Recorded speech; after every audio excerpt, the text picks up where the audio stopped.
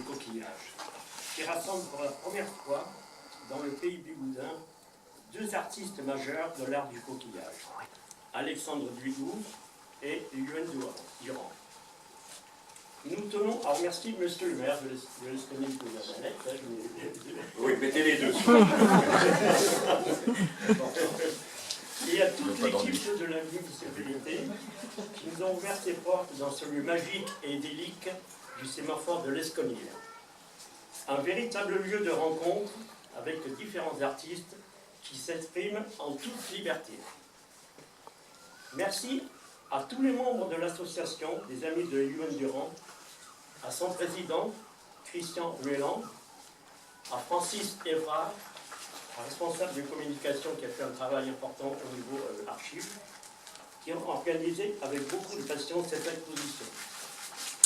Un grand merci à Marie-Christine Durand et à Colette Emer, qui ont participé activement à cette exposition, réunissant deux grands artistes sur le travail original du coquillage.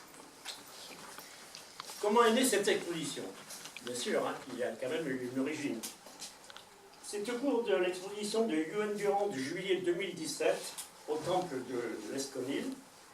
Nous avons rencontré Marie-Christine Durand et nous avons fait part d'un vif intérêt de cet événement en nous faisant connaître sur l'existence concernant la collection d'Alexandre Duigout. Et l'idée d'une exposition commune avec Yuen Durand est partie très vite au cours de cette visite.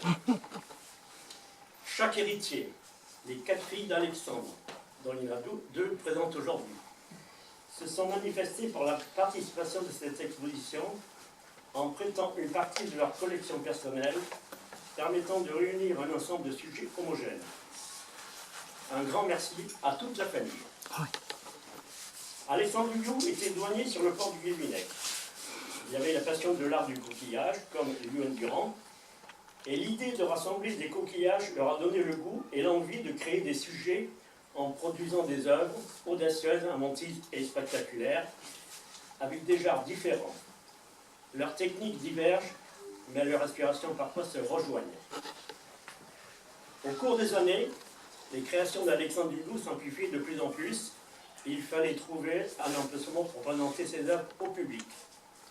En 1969, il ouvre son musée de coquillage dans la ville fleuve de Concarneau.